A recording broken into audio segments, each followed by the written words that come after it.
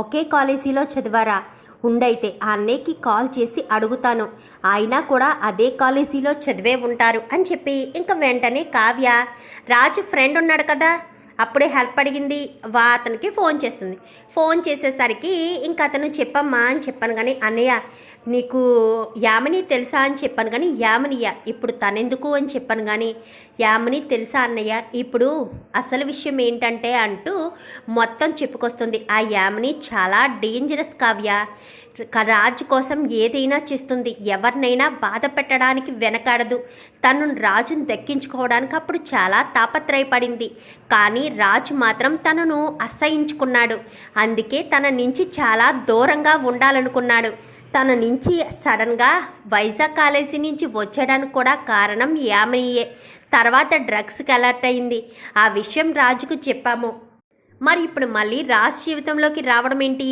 పైగా గతాన్ని మర్చిపోయాడు అంటే చాలా అడ్వాంటేజ్ తీసుకునే ఉంటుంది కదా అని చెప్పాను. కానీ అంతే కదన్నయ్య, పెళ్ళి కూడా చేసుకోవాలనుకుంటుంది అనగాని ఎట్టి పరిస్థితుల్లో యామిని మెళ్ళో రాజు తాళి కట్టకూడదు కావ్య, వాళ్ళిద్దరికీ పెళ్ళి జరగకూడదు, నీ జీవితం అన్యాయం అయిపోతుంది కదా. మరి రాజ్కి గతం గుర్తు చేసే ప్రయత్నం చేసావా అనగాని చేసే ప్రయత్నం చేస్తున్నానన్నయ్య, కానీ వర్కౌట్ కావడం లేదు అని చెప్పాను. కానీ సరేనమ్మా, ఏదైనా హెల్ప్ కావాలంటే అన్నయ్య ఉన్నాడన్న విషయం మాత్రం మర్చిపోవద్దు అని చెప్పి అక్కడి నుంచి కాస్త చెప్పి ఫోన్ పెట్టేస్తాడు. ఇప్పుడు ఏం చేద్దాం అక్క అని చెప్పాను. కానీ యామిని మాకొక బావా, మేము శ్రీశైలం వెళ్ళడానికి కొంచెం ముందు టెన్షన్ పడ్డారు, దాన్ని బట్టి ఏదైనా తెలుస్తుందేమో. యామిని అంతకుముందు తన ఫోన్ నెంబర్ని బట్టి ఏదైనా లీడ్ దొరికే అవకాశం ఉంది. సడన్గా మా కారు పంచర్ ఎందుకయింది, ఏదో బుల్లెట్ సౌండ్ వినిపించింది, ఎవరైనా ఒక్కసారి అలా అబ్జర్వ్ చెయ్యను. కానీ సరే అక్క నేను చూసుకుంటాను, ఆ రోజు మీ కారుకి బుల్లెట్ సౌండ్ తగిలింది కదా, బుల్లెట్ బట్టి ఏంటో నేను ఇన్ఫర్మేషన్ తెలుసుకుంటానని చెప్పి ఇంకా అప్పు కాస్త అంటుంది. అన్న తర్వాత ఒక వారం రోజులు గడిచిపోతుంది. ఇంకా మేడం అంటే సుపారీ తీసుకుని పేల్చేవాడు ఇప్పుడే బయటికి వచ్చాడంట మేడం, ఇన్ని రోజులు అండర్ గ్రౌండ్లో ఉన్నాడంట అని చెప్పనేసరికి వాడిని పట్టుకుంటే ఏదైనా ఇన్ఫర్మేషన్ దొరుకుతుందని వాడిని పట్టుకోవడానికి ప్రయత్నించేసరికి పట్టుకుంటారు. ఇన్ని రోజులు అండర్ గ్రౌండ్లో ఏం చేస్తున్నావు, ఏం చేసి అండర్ గ్రౌండ్కి వెళ్ళావు అనగానే నేనే తప్పు చేయలేదు మేడం అని చెప్పాను. కానీ మరి ఎందుకు అండర్ గ్రౌండ్కి వెళ్ళావు, నువ్వు ఏ తప్పు చేసావో చెప్తే నిన్ను నిజంగా వదిలేస్తాను అంటూ చెప్పేసరికి ఒక మేడం ఇంకొక మేడంని చంపమని ఇచ్చారు. కానీ మా బుల్లెట్ మిస్ అయ్యి కారు టైర్కి తగిలింది, ఆవిడికి సంబంధించిన ఫోటో ఏదైనా ఉందా అని చెప్పాను. కానీ చంపమని చెప్పిన మేడం ఫోటో ఉంది మేడం అని చెప్పి కావ్య ఫోటో చూపిస్తాడు. ఒక్కసారిగా అప్పు షాక్ అవుతుంది. ఈ అమ్మాయిని చంపమని చెప్పారా అని చెప్పాను. కానీ అవును మేడం చంపమని చెప్పారు, కానీ నేను చంపడానికి ప్రయత్నించాను, బుల్లెట్ కాస్త మిస్ఫైర్ అయ్యి కారు టైర్కి తగిలి యాక్సిడెంట్ అయింది, వెంటనే అదే విషయాన్ని ఫోన్ చేసి చెప్పాను అని చెప్పనేసరికి ఇప్పుడు అసలు విషయం అర్థమైంది.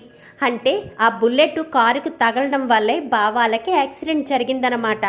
అప్పుడే బావ పైనుంచి పడిపోవడంతో యామినికి ఇన్ఫర్మేషన్ అందడంతో పోలీసుల కంటే ముందు యామిని అక్కడికి వెళ్ళి బావను తీసుకువెళ్ళి హాస్పిటల్లో జాయిన్ చేసింది. తను లక్ ఏంటంటే బావ గతం మర్చిపోయాడు, తనకు బాగా ఉపయోగం వచ్చింది, దొరికాడు అని చెప్పి వెంటనే ఆయన పట్టుకుని పోలీస్ స్టేషన్లో పెట్టి నేరుగా యామిని దగ్గరికి అరెస్ట్ వారెంట్తో వెళ్తుంది.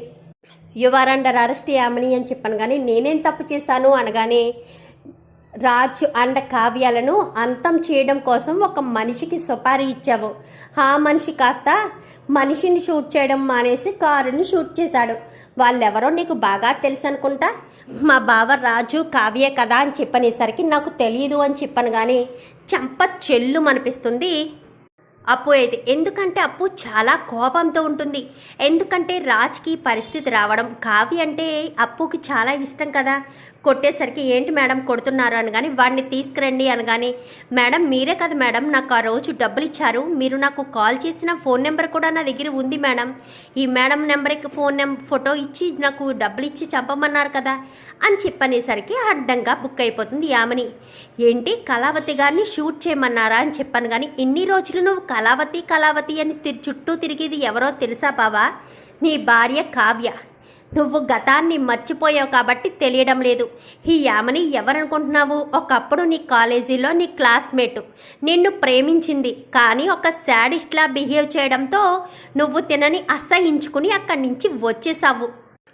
తర్వాత డ్రగ్స్కి అలర్ట్ అయింది, తర్వాత మళ్ళీ వదిలించుకుని ట్రీట్మెంట్ తీసుకుని ఇప్పుడు నీ లైఫ్లోకి మళ్ళీ వచ్చింది అని చెప్పనేసరికి ఒక్కసారిగా రాజు షాక్ అవుతాడు.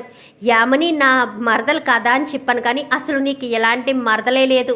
నీ మరదలు నేను, పోలీసు నేను అని చెప్పనేసరికి ఒక్కసారిగా రాజు షాక్ అవుతాడు. మరి ఈ ఫోటోలన్నీ అనగానే ఫోటోలన్నీ కాలేజీ డేస్లో మీ ఇద్దరు క్లోజ్గా ఉన్నప్పుడు తీయించుకున్న ఫోటోలు, వాటిని సాక్ష్యాలుగా చేసుకుని మీ ఇద్దరు సొంత బాబా మరదళ్ళు అన్నట్టు స్టోరీలల్లి చాలా పెద్ద ఇష్యూ చేసింది. నిజానికి కావ్యక్కే నీ భార్య.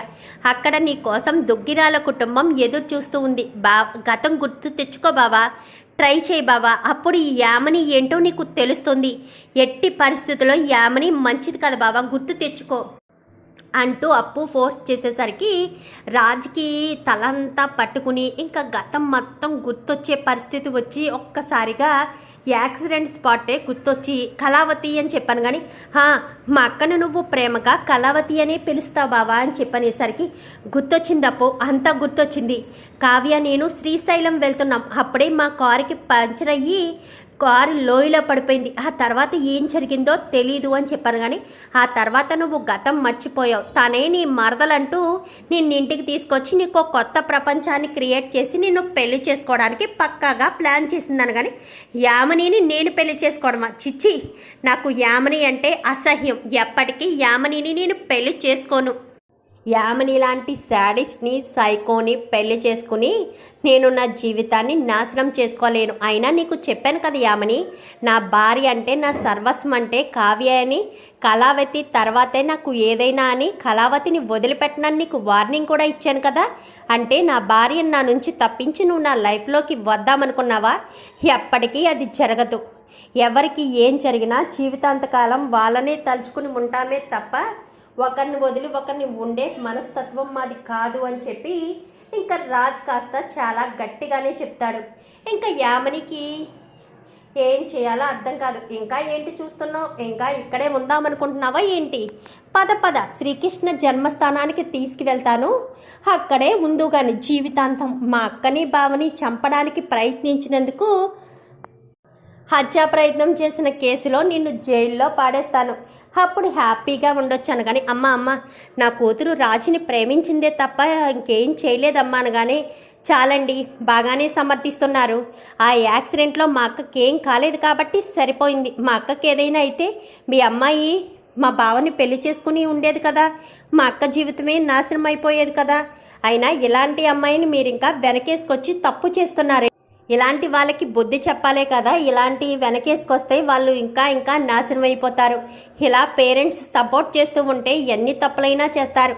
నా పేరెంట్స్ ఉన్నారు కదా నాకు సపోర్ట్గాను అని అనుకుని వాళ్ళు ఇష్టం వచ్చినట్టు ప్రవర్తిస్తారు. ఇలాంటి వాళ్ళని అస్సలు ఎంకరేజ్ చేయకూడదు. అయినా మీ అమ్మాయి మా అక్కను చంపమని ఒకడికి సుపారీ ఇచ్చింది, వాడే కదా వీడి నోటితోటే సాక్ష్యం చెప్పించి మీ అమ్మాయికి జీవితాంతం జైల్లోనే ఉండేటట్టు శిక్ష విధిస్తాను, మా అక్క బావలను ఒకటి చేస్తాను అనగాని నువ్వు యామినిని అరెస్ట్ చేసి తీసుకువెళ్ళు అప్పు, నేను ఇంటికి వెళ్తాను. ఇంటి దగ్గర అందరూ కూడా నా కోసం ఎదురు చూస్తూ ఉంటారు కదా అనగాని పద బావా నేను తీసుకువెళ్తాను అని చెప్పి ఇంకా యామినిని కాస్త అరెస్ట్ చేసి పోలీస్ స్టేషన్లో అప్పచెప్పి అప్పు రాజ్ ఇంకా ఇంటికి వెళ్తారు. ఇంటికి రావడంతో అప్పు ఎక్కడికి తీసుకొచ్చావేంటి అనగాని బావకి గతం మొత్తం గుర్తొచ్చేసిందాక యామినిని కూడా అరెస్ట్ చేశాను.